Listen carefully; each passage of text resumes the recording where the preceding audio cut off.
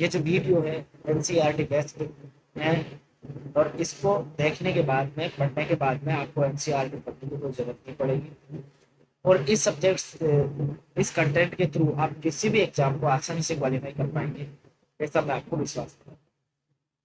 आइए अब क्लास की शुरुआत करते हैं। ब्रिटिश शासन की नीतियां हैं, उनके बारे में अपन इस चैप्टर के अंदर जानने की कोशिश करेंगे। तो हमारा जो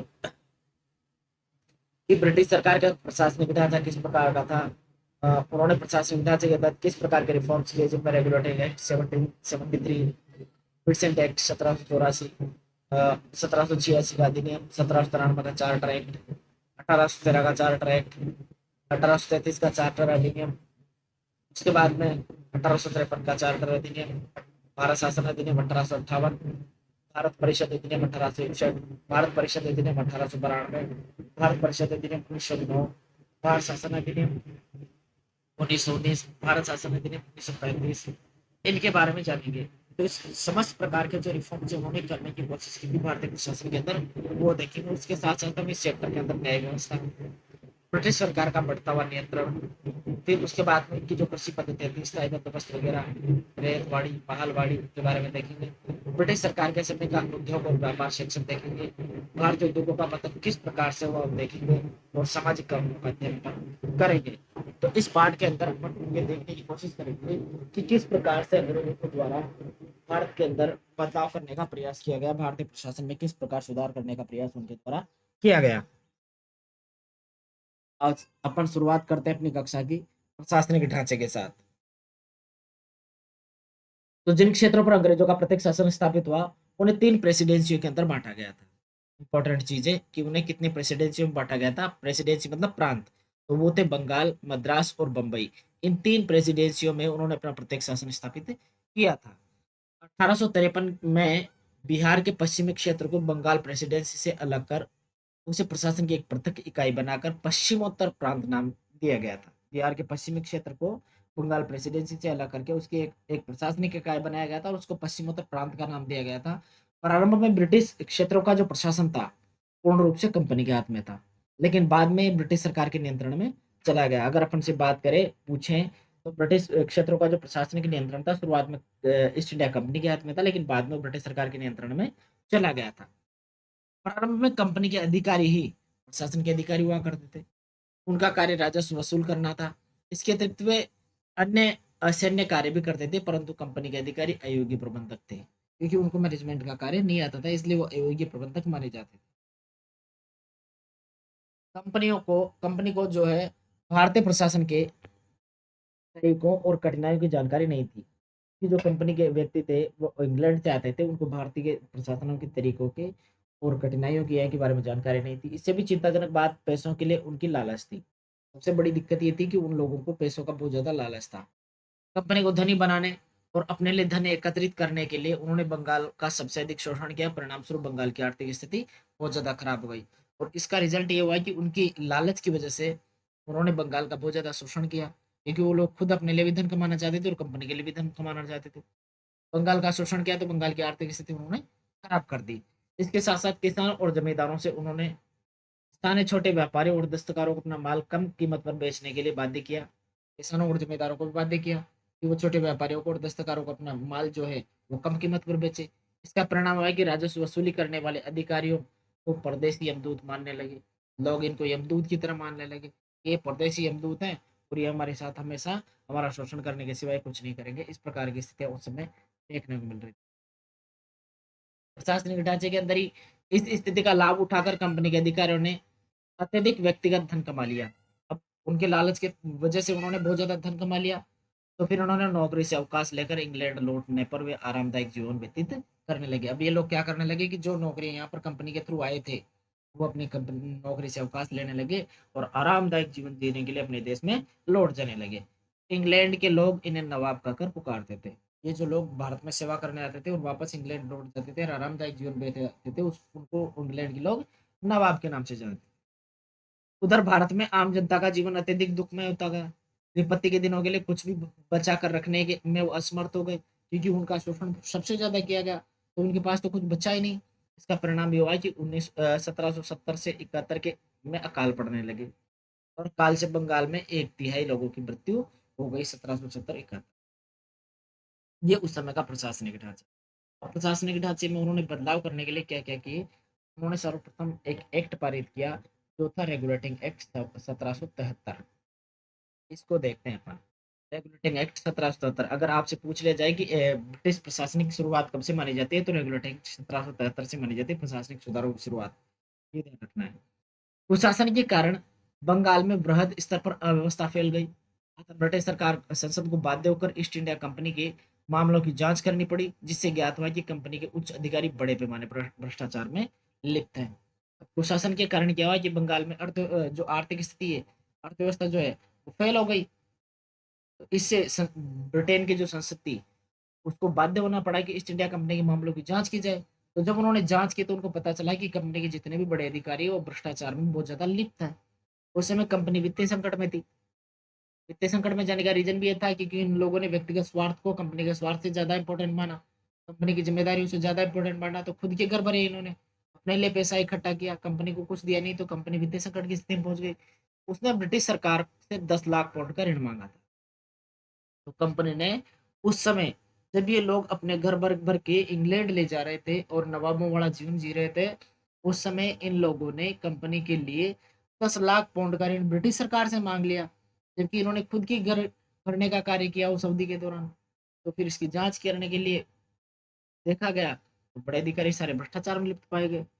तो ब्रिटिश सरकार ने महसूस किया है कि भारत में कंपनी की व्यापारिक गतिविधियों पर नियंत्रण रखना जरूरी है। तो उन्होंने कंपनी की व्यापारिक जो गतिविधियां थी, उन पर नियंत्रण रखना जरूरी है। इसलिए ये सोचकर उन्होंने 1777 में रेगुलेटिंग एक्ट, जिसको नियमन कानून भी कहा जाता है, वो पारित कर दिया। अब भारत के मामलों में ब्रिटिश सरकार का पहला प्रत्यक्ष हस्तक्षेप था कि वो भारत में जो व्यापारिक गतिविधियां, उनको किस प्रकार नियंत्रित करें। तो कंपनी क्या था, उसे राजनीतिक सत्ता छीन लेने के उद्देश्य से ब्रिटिश सरकार ने पहला कदम उठाया था, ये कंपनी की सरकार हाथों से राजनीतिक सत्ता को छीन सके। इस एक्ट के माध्यम से जो है, उन्होंने ये प्रयास किया भारत के अंदर कि किस प्रकार से भारतीय लोगों को नियंत्रित किया जाए, और भारत में इंग्लैंड के जो व्यक्ति कार्य कर रहे हैं, देख रहे हैं, उनको, उनकी भावनाओं को किस प्रकार से संतुलित किया जाए। तो उन्होंने क्या किया कि कंपनी के निदेशकों, जो डायरेक्टर होते थे, उनसे कहा गया कि वे सैनिक, असैनिक, राजस्व संबंधी सभी प्रकार के साक्ष्य ब्रिटिश सरकार के सामने प्रस्तुत करें। उस समय जो डायरेक्टर हुआ करते थे कंपनी के, उनको बोला कि आप सैन्य, असैन्य और राजस्व संबंधी समस्त प्रकार के जो साक्ष्य हैं, वो ब्रिटिश सरकार के सामने प्रस्तुत करें।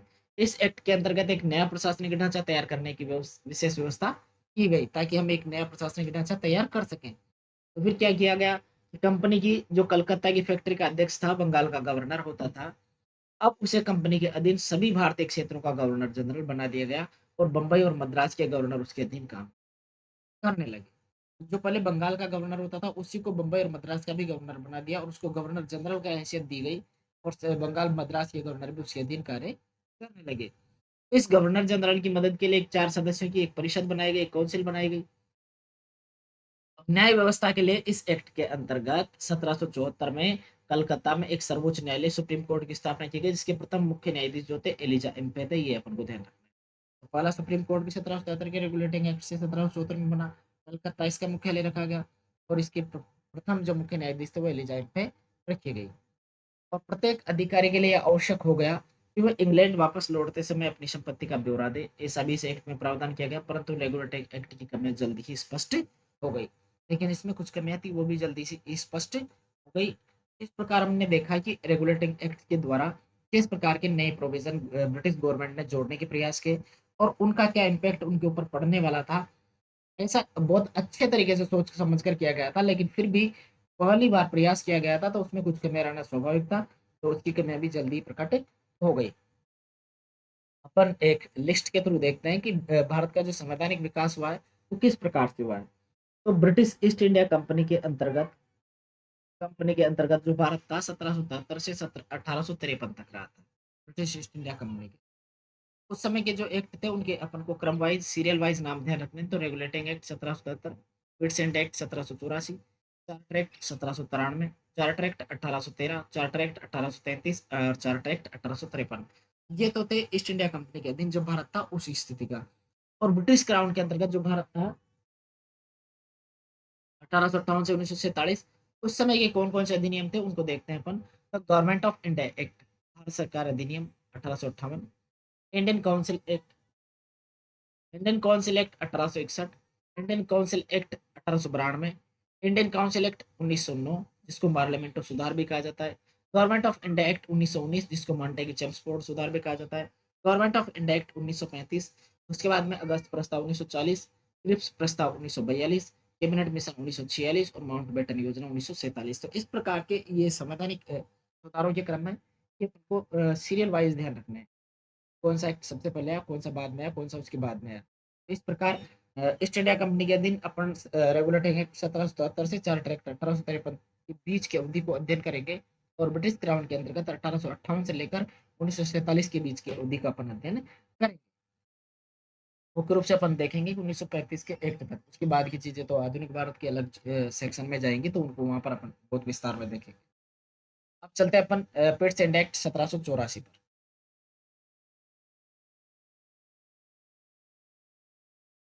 पिट्स एंड एक्ट 1784, ये अधिनियम कंपनी द्वारा अधिकृत भारतीय राज्य क्षेत्रों पर ब्रिटिश ताज यानी क्राउन के स्वामित्व के दावे का पहला वैधानिक दस्तावेज। भारत में कंपनी का जो ब्रिटिश ताज है, क्राउन है, उसका अधिकार हो गया है, इस दावे का पहला वैधानिक दस्तावेज माना जाता है पिट्स इंडिया एक्ट 1784, जो भारतीय अधिकृत राज्य क्षेत्र थे उन पर, ताकि ब्रिटिश जो क्राउन है उन्होंने अपना दावा किया है स्वामित्व का कि हमारे अंडर आता है, उसका पहला दस्तावेज कौन सा है, पिट्स इंडिया एक्ट है 1784।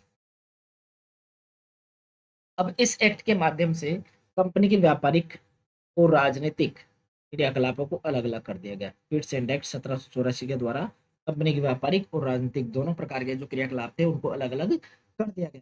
व्यापारिक क्रियाकलापों को कंपनी के निदेशकों के हाथ में यथावत रखते हुए राजनीतिक क्रियाकलापों, सैनिक, असैनिक और राजस्व संबंधी का नियंत्रण और पर्यवेक्षण हेतु इंग्लैंड में एक 6 सदस्यीय नियंत्रण मंडल बोर्ड ऑफ कंट्रोल की स्थापना की गई।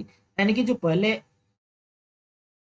व्यापारिक कार्य थे उनको तो कंपनी के निदेशकों के हाथों में यथावत रख दिया इन्होंने, और राजनीतिक जो क्रियाकलाप थे उनको एक नियंत्रण मंडल यानी कि बोर्ड ऑफ कंट्रोल जो इंग्लैंड के अंदर होता था 6 सदस्यीय, उसके हाथों में इन्होंने सौंप दिया, और इसके अधीन सैनिक, असैनिक और राजस्व संबंधी सारे मामले आया करते थे। तो ये है 1784 का पिट्स इंडिया एक्ट। उसके बाद में देखते हैं 1786 का एक्ट अधिनियम। इस अधिनियम द्वारा गवर्नर जनरल को विशेष परिस्थितियों में अपनी परिषद के निर्णय को निरस्त कर अपने निर्णय लागू करने का अधिकार प्रदान किया गया, यानी कि गवर्नर जनरल को थोड़ा मोर पावरफुल बनाया गया, ताकि वो अपनी जो परिषद के जो निर्णय हैं उनको निरस्त करके अपना निर्णय लागू करवा सके। तो इस अधिनियम ने गवर्नर जनरल को प्रधान सेनापति की शक्तियां प्रदान कर दी। इस प्रकार से इसको प्रधान सेनापति की शक्तियां इस अधिनियम के द्वारा 1786 के द्वारा प्रदान की गई। इसमें प्रश्न इस प्रकार से पूछा जा सकता है कि किस अधिनियम के द्वारा परिषद के निर्णय को रद्द करने का अधिकार गवर्नर को प्रदान किया गया था। तो 1786 का अधिनियम था, उसके द्वारा प्रदान किया गया। और प्रधान सेनापति की शक्ति किस अधिनियम के द्वारा मिली थी, तो भी 1786 के अधिनियम के द्वारा मिली थी। दो इंपॉर्टेंट चीजें को ध्यान में रखनी है। अब अगला एक्ट है अपना 1793 का चार्टर एक्ट। इस एक्ट चार्टर एक्ट के माध्यम से कंपनी के अधिकारों को 20 वर्ष के लिए बढ़ा दिया गया। नंबर एक चीज तो अपन को ध्यान रखनी है कि 1793 के चार्टर एक्ट के द्वारा क्या प्रावधान किया गया, कंपनी के अधिकारों को 20 वर्ष के लिए बढ़ा दिया गया। अब इस एक्ट में नियंत्रण मंडल यानी कि बोर्ड ऑफ कंट्रोल के सदस्यों को भारतीय राजस्व से वेतन देने की व्यवस्था की गई। बोर्ड ऑफ कंट्रोल के जो 6 सदस्य बनाए गए थे उनको भारतीय राजस्व से वेतन देने की व्यवस्था की गई 1793 के एक्ट के द्वारा। और ब्रिटिश भारतीय क्षेत्रों में लिखित विधियों द्वारा प्रशासन की नींव रखी गई, और सभी कानूनों और विनियमों की व्याख्या का अधिकार भी न्यायालय को प्रदान किया गया। ऐसा इस एक्ट के अंदर प्रावधान जोड़ा गया। तो अपन को मुख्य रूप से ध्यान रखना है कि राजस्व से भारतीय राजस्व से वेतन देने का अधिकार बोर्ड ऑफ कंट्रोल के व्यक्तियों को इस अधिनियम से मिला 1793 के चार्टर एक्ट से। और कंपनी के अधिकारों को कितने सालों के लिए बढ़ाया गया, 20 सालों के लिए। ये अपन को ध्यान रखना। तो चलते हैं अपन चार्टर एक्ट 1813। इस एक्ट के द्वारा कंपनी के व्यापारिक एकाधिकार को समाप्त करके कुछ प्रतिबंधों के साथ समस्त अंग्रेजों को भारत से व्यापार करने की छूट प्राप्त हो गई। अब इस अधिनियम में क्या प्रावधान किया गया कि व्यापारिक जो अधिकार थे अंग्रेजों के उनको समाप्त कर दिया गया, और सभी अंग्रेजों को भारत से व्यापार करने की छूट इसके द्वारा प्रदान कर दी गई। किंतु कंपनी का चाय एवं चीन के साथ व्यापार पर एकाधिकार बना रहा। लेकिन इस अधिनियम के द्वारा व्यापारिक एकाधिकार को समाप्त करने के बाद भी चाय और चीन के साथ जो कंपनी का व्यापार था, वो एकाधिकार था, वो बना रहा। इसके अलावा भारतीय राजस्व से व्यय करने के लिए नियम और पद्धतियां बनाई गई। इस चार्टर में कलकत्ता, बंबई और मद्रास की सरकारों द्वारा बनाई गई विधियों का ब्रिटिश संसद द्वारा अनुमोदन किया जाना अनिवार्य कर दिया गया कि जो भी विधियां कलकत्ता, बंबई और मद्रास की सरकारें बनाएंगी, उन विधियों का ब्रिटिश संसद द्वारा अनुमोदन होना बहुत ज्यादा आवश्यक था। इसके अलावा इस एक्ट में शिक्षा पर 1 लाख रुपया प्रतिवर्ष खर्च करने का प्रोविजन भी जोड़ा गया था। 1 लाख रुपए, ये भी अपन को ध्यान में रखना। तो इस प्रकार से इस चीज एक्ट के अंदर, चार्टर एक्ट 1813 में अपन को ध्यान रखना है कि व्यापार एक अधिकार को समाप्त कर दिया गया, और लेकिन फिर भी चाय और चीन के साथ व्यापार का एक अधिकार इंडिया कंपनी का बना रहा। इसके अलावा कलकत्ता, मद्रास और बंबई की जो सरकारें थी, वो जो भी विधियां बनाई गई ब्रिटिश संसद द्वारा अनुमोदित होनी आवश्यक थी, और शिक्षा पर इनके द्वारा 1 लाख प्रतिवर्ष खर्च करने का प्रावधान किया। अब अगला एक्ट पढ़ते हैं अपन, 1833 का चार्टर अधिनियम। इसने बंगाल के गवर्नर को भारत का गवर्नर जनरल बना दिया, जिसमें सभी नागरिक और सैनिक शक्तियां निहित थी। तो सबसे इंपॉर्टेंट थी चीज जो है वो अपन को ध्यान रखनी है कि 1833 के चार्टर अधिनियम के द्वारा बंगाल के गवर्नर जनरल को भारत का गवर्नर जनरल बना दिया गया, और उसके सभी प्रकार के नागरिक और सैन्य शक्तियां प्रदान की गई। इस अधिनियम में पहली बार ऐसी सरकार का निर्माण किया गया जिसका ब्रिटिश आधिपत्य वाले संपूर्ण भारत क्षेत्र पर नियंत्रण था। ऐसा प्रावधान इस अधिनियम के द्वारा किया गया। इस अधिनियम के द्वारा अ, कंपनी का चाय और चीन के साथ जो व्यापार था उसको प्रतिबंधित अब कर देगा। 1833 के चाय और चीन के साथ जो व्यापार 1813 से मिला था उसको बंद कर दिया गया, प्रतिबंधित कर दिया गया। इस अधिनियम ने मद्रास और बंबई के गवर्नरों को विधायिका संबंधी शक्ति से वंचित कर दिया। मद्रास और बंबई के गवर्नर को विधायिका संबंधी जो भी शक्तियां मिली हुई थी उनसे वंचित कर दिया, और भारत के गवर्नर जनरल को पूरे ब्रिटिश भारत में विधायिका के असीमित अधिकार प्रदान किए गए।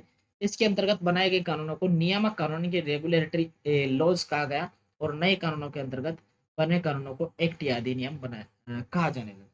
क्योंकि जो भी कानून पहले बनाए गए थे उन कानूनों को तो रेगुलेटरी लॉज कहा गया, नियामक कानून कहा गया, और जो बाद में बनाए गए वो अधिनियम की संज्ञा इसके द्वारा दी गई। तो इसका मुख्य प्रोविजन अपन को ध्यान रखना है कि चाय और चीन के साथ व्यापार पर प्रतिबंध लगा दिया, मद्रास और बंबई के गवर्नरों की विधायिका संबंधी शक्तियों से वंचित कर दिया, और भारत के गवर्नर जनरल को ही संपूर्ण भारत में असीमित विधिक अधिकार प्रदान कर दिए गए।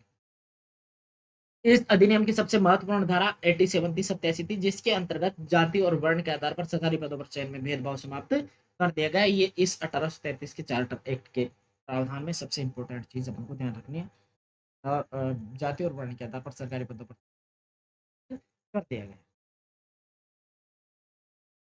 1853 का चार्टर अधिनियम। इस अधिनियम द्वारा विधायी कार्यों को प्रशासनिक कार्यों से पृथक करने की व्यवस्था की गई। विधायी कार्यों को प्रशासनिक कार्यों से अलग करने की व्यवस्था की गई। नंबर एक चीज अपन को ध्यान रखनी है, इस अधिनियम के द्वारा विधायी कार्यों को प्रशासनिक कार्यों से अलग करने की व्यवस्था की गई। विधि निर्माण हेतु भारत के लिए एक अलग 12 सदस्यीय विधान परिषद का निर्माण करने की स्थापना की गई। विभिन्न क्षेत्रों और प्रांतों के प्रतिनिधियों का उसका सदस्य बनाकर सर्वप्रथम क्षेत्रीय प्रतिनिधित्व का सिद्धांत लागू किया गया। तो सर्वप्रथम क्षेत्रीय प्रतिनिधित्व का सिद्धांत किस अधिनियम के द्वारा लागू किया गया था? तो 1853 का चार्टर एक्ट, ये ध्यान रखना है। और परिषद की एक शाखा निम्न संसद की तरह कार्य करने करेगी, इस प्रकार का प्रावधान इसमें जोड़ा गया। अब एक और प्रावधान इसमें जोड़ा गया था कि गवर्नर जनरल की परिषद में जो 6 सदस्य होते थे उनमें से 4 का चुनाव बंगाल, मद्रास, बंबई और आगरा की स्थानीय प्रांतीय सरकारों द्वारा किया जाना। 6 में से 4 का चुनाव बंगाल, मद्रास, बंबई और आगरा की स्थानीय प्रांतीय सरकारों के द्वारा किया जाना था। ऐसा प्रावधान इसके अंतर्गत जोड़ा गया। तो इसमें तो सिर्फ अपन को ध्यान रखना है कि क्षेत्र प्रतिनिधित्व का सिद्धांत किससे किया गया, कब से लागू किया गया, और 12 सदस्य विधान परिषद की स्थापना किस अधिनियम के द्वारा की गई। ये 2 चीजें अपन को 1853 के चार्टर एक्ट में ध्यान रखना है। अब देखते हैं भारत शासन अधिनियम 1858। वर्ष 1857 की जो क्रांति हुई उसके बाद में ये प्रोविजन लागू किया गया था, तो इसके बारे में जानना जरूरी है। तो 1858 के पश्चात ब्रिटिश सरकार शासन के अंतर्गत भारत में किए गए सुधारों का मुख्य उद्देश्य 1857 के विद्रोह जैसी घटनाओं की पुनरावृत्ति को रोकना था, और साथ ही एक प्रशासनिक व्यवस्था को स्थापित करके भारत का उपयोग ब्रिटिश औपनिवेशिक हित में करना था। इसलिए इसको लागू किया गया था ताकि 1857 जैसी घटनाएं दोबारा नहीं हो, और भारत का एक ऐसा प्रशासनिक व्यवस्था दी जाए जिससे ब्रिटिश औपनिवेशिक हितों की ज्यादा से ज्यादा पूर्ति हो सके। तो इस अधिनियम के अंतर्गत भारत का शासन प्रत्यक्ष रूप से महारानी विक्टोरिया के अधीन हो गया, और अधिनियम में गवर्नर जनरल का पदनाम बदलकर भारत का वायसराय कर दिया गया। अब गवर्नर जनरल का पदनाम चेंज करके भारत का वायसराय कहा जाने लगा, और वो वायसराय भारत में ब्रिटिश ताज का प्रत्यक्ष प्रतिनिधि के रूप बनकर रह गया। वो ब्रिटिश ताज का जो था प्रत्यक्ष प्रतिनिधि बन गया और महारानी विक्टोरिया के अधीन ये सारा सिस्टम आ गया। तो इस अधिनियम में नियंत्रण बोर्ड यानी कि बोर्ड ऑफ कंट्रोल और निदेशक बोर्ड यानी कि बोर्ड ऑफ डायरेक्टर्स को समाप्त करके भारत में शासन की द्वैध प्रणाली को समाप्त कर दिया गया कि जो उस समय दो दो प्रकार की शासन प्रणाली थी, नियंत्रण बोर्ड और निदेशक बोर्ड यानी कि board of control, board of directors, तो इन दोनों को समाप्त कर दिया गया और इस प्रकार से द्वैध शासन जो प्रणाली थी 1858 के थ्रू अधिनियम के द्वारा बंद कर दी गई। तो इस अधिनियम के अंतर्गत हमको कोई चीजें ध्यान रखनी है कि प्रशासन किसके अधीन आ गया, महारानी विक्टोरिया के अधीन आ गया और भारत का वाइसराय जो था वो गवर्नर जनरल जो था उसका वाइसराय नाम बदल दिया गया और ये ब्रिटिश सरकार का ब्रिटिश ताज का जो है सीधे प्रतिनिधि बना दिया गया। नियंत्रण बोर्ड और निदेशक बोर्ड दोनों को खत्म कर दिया गया। इस प्रकार द्वैध शासन प्रणाली समाप्त हो गई। अब चलते हैं अगले अधिनियम पर, भारत परिषद अधिनियम 1861। इसके बारे में ये चीज खास ध्यान रखनी है कि 1861 के अधिनियम के द्वारा भारत में संवैधानिक विकास का सूत्रपात किया गया। संविधान में विकास करने का सूत्रपात सर्वप्रथम 1861 के अधिनियम से किया गया और इस कानून द्वारा अंग्रेजों ने ऐसी नीति प्रारंभ की जिसको सहयोग की नीति यानी कि पॉलिसी ऑफ एसोसिएशन या उदार निरंकुशता यानी कि बेनिवोलेंट डेस्टोरेशन की संज्ञा दी जा सकती है। इसके माध्यम से सर्वप्रथम भारत को शासन में भागीदार बनाने का प्रयास किया गया। ये अपन को ध्यान रखना है कि संवैधानिक विकास का सूत्रपात कौन से अधिनियम से माना जाता है, तो 1861। सहयोग की नीति उदार नीति की संज्ञा भी इसको दी जाती है और भारतीयों को शासन में भागीदार बनाने का सर्वप्रथम प्रयास भी 1861 के अधिनियम के द्वारा किया गया था।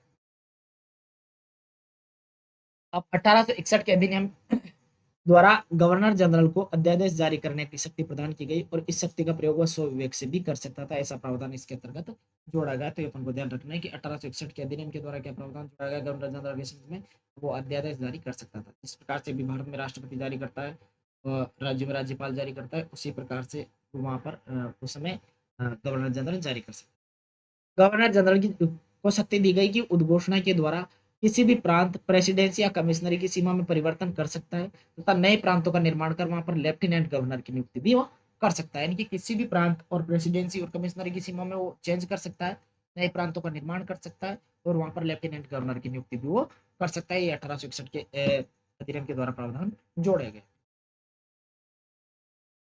अगला है भारत परिषद अधिनियम 1892। अब इसके माध्यम से केंद्रीय और प्रांतीय विधान परिषदों में अतिरिक्त यानी कि गैर सरकारी सदस्यों की संख्या में वृद्धि गई। यद्यपि बहुमत सरकारी सदस्यों का ही रहता था, लेकिन फिर भी इस अधिनियम के द्वारा गैर सरकारी सदस्यों की संख्या में वृद्धि करने का कार्य किया गया।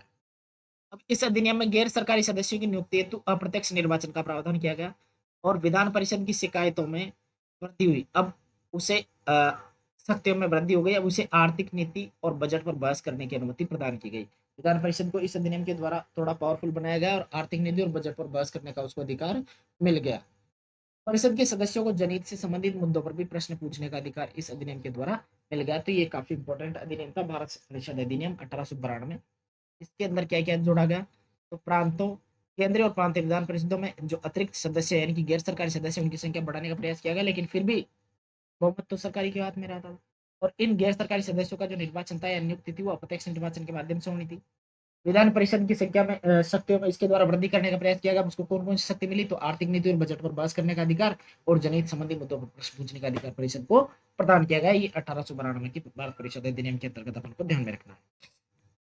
अगला एक्ट पर चलते हैं, भारत परिषद अधिनियम 1909, जिसको मार्लियामेंटो सुधार अधिनियम भी कहा जाता है। इंपॉर्टेंट है, इसको ध्यान रखना है।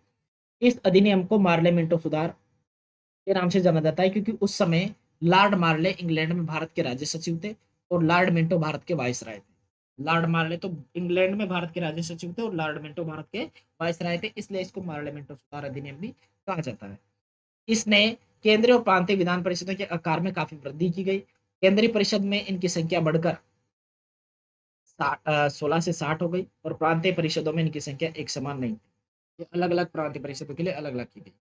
पहली बार भारतीयों को भारत सचिव और वायसराय की परिषद में स्थान दिया गया और बजट पर बहस करने और पूरक प्रश्न पूछने की अनुमति भी भारतीयों को प्रदान की गई। तो ये सबसे ज्यादा इंपॉर्टेंट बात ध्यान रखने, इसमें बजट पर बहस करने और प्रश्न पूछने की अनुमति भारत परिषद अधिनियम 1909 के द्वारा दी गई थी। और ये इसमें केंद्रीय और प्रांतीय विधान परिषदों के आकार में वृद्धि कर केंद्रीय परिषद में इनकी संख्या 16 से बढ़ाकर 60 कर दी गई थी।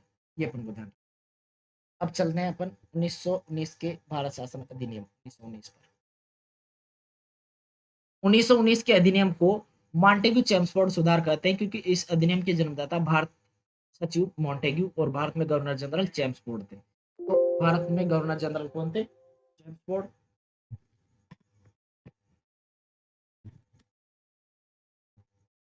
और भारत सचिव थे मॉन्टेग्यू।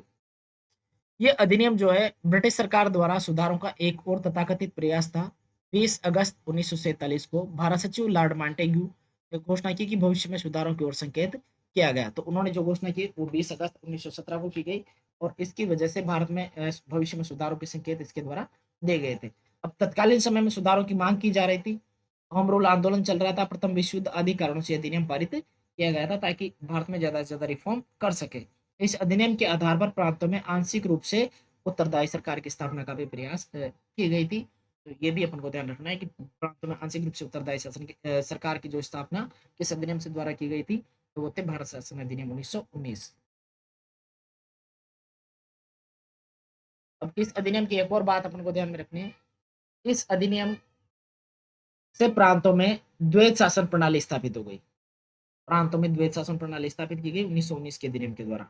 और इस अधिनियम के द्वारा केंद्र में द्विसदनात्मक विधायिका स्थापित की गई, अर्थात केंद्रीय विधान परिषद का स्थान राज्य परिषद यानी कि उच्च सदन और विधानसभा निम्न सभा सदन वाले द्विसदनात्मक विधानमंडल ने ले लिया। तो केंद्र में द्विसदनात्मक विधायिका की स्थापना इसके द्वारा की गई थी। एक को तो राज्य परिषद कहा जाता था और एक को विधानसभा कहा जाता था। राज्य परिषद तो उच्च सदन होता था और विधानसभा निम्न सदन होता था। अब चुनाव के लिए मताधिकार जो था उच्च संपत्ति धारकों को इसके द्वारा दिया गया था। ये भी अपन को ध्यान में रखना है 1919 के अधिनियम के द्वारा। अब अपना अंतिम जो है एक्ट है भारत शासन अधिनियम 1935। इसको देखते हैं। अब इसके द्वारा क्या प्रावधान जोड़े गए थे ये देखते हैं।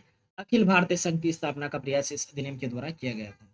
एक ऐसा संघ बनाया जाए जो पूरे भारत के लिए एक छत्र कार्य कर सके, उसको अखिल भारतीय संघ की संज्ञा दी गई थी। 6 राज्यों में द्विसदनीय विधायिका का प्रावधान इस अधिनियम के द्वारा जोड़ा गया था। तो 6 राज्यों का बारे में ध्यान रखना है कि 6 राज्यों में द्विसदनीय विधायिका का प्रावधान इस अधिनियम के द्वारा जोड़ा गया था। इस अधिनियम में एक संघीय न्यायालय का भी प्रावधान किया गया था कि भारत में एक संघीय न्यायालय की स्थापना की जानी है। तो वो भारत शासन अधिनियम 1935 के द्वारा लिख जोड़ा गया था। इंग्लैंड में भारत परिषद की समाप्ति की घोषणा की गई थी इस अधिनियम के द्वारा। जो भारत इंग्लैंड में भारत परिषद बनी हुई थी उसको समाप्ति की घोषणा कर दी गई थी। रिजर्व बैंक की स्थापना भी 1935 के भारत शासन अधिनियम के द्वारा की गई थी। संघ लोक सेवा आयोग की स्थापना का प्रावधान 1935 के भारत शासन अधिनियम के द्वारा किया गया था। भारत से ब्रह्मा को अलग करने का जो प्रोविजन है वो भी भारत शासन अधिनियम 1935 का किया गया था। इसके अलावा सांप्रदायिक प्रतिनिधित्व का विस्तार भी इस अधिनियम के द्वारा किया गया था। केंद्र में द्वैत शासन प्रणाली का प्रारंभ किया गया था और राज्यों से द्वैत शासन प्रणाली को हटा दिया गया था। जो 1919 के अधिनियम में राज्यों में जोड़ा गया था उस द्वैत शासन प्रणाली को उन्होंने केंद्र में लागू कर दिया 1935 में और राज्यों से इसको समाप्त कर दिया था। और प्रांतों में स्वायत्ता और द्वैत शासन प्रणाली की समाप्ति इसके द्वारा कर दी गई थी। तो इस प्रकार आज हमने अपनी क्लास में ब्रिटिश शासन की जो प्रशासनिक ढांचा था और उनकी जो नीतियां थी उनके बारे में जानने का प्रयास किया। ये एक पहली क्लास है। इस टॉपिक के अंदर अपन इसको पूरे विस्तार में जो सारी चीजें पढ़ेंगे उसके लिए अपन को कम से कम 2 और क्लासें लेनी पड़ेगी, तब जाकर अपना ये टॉपिक कंप्लीट हो पाएगा। और मैं उम्मीद करता हूँ कि अपन जो पढ़ रहे हैं उसके बाहर कुछ भी क्वेश्चन पूछने की संभावना नहीं बचेगी। अगर आप इसको बहुत अच्छे तरीके से समझने की कोशिश करते हैं तो आपको किसी भी परीक्षा में किसी प्रकार की परेशानी नहीं आएगी। आप इन नोट्स को आराम से पढ़ें। अगर आप इन नोट्स को प्राप्त करना चाहते हैं तो मेरे जो नंबर है मोबाइल नंबर उस पर आप मैसेज कर सकते हैं 9783457498। तो इन पर आप मैसेज कर देना, मैं आपको सीधे व्हाट्सअप कर दूंगा इनको। आज की क्लास के लिए आप सभी का धन्यवाद। जय हिंद, जय भारत।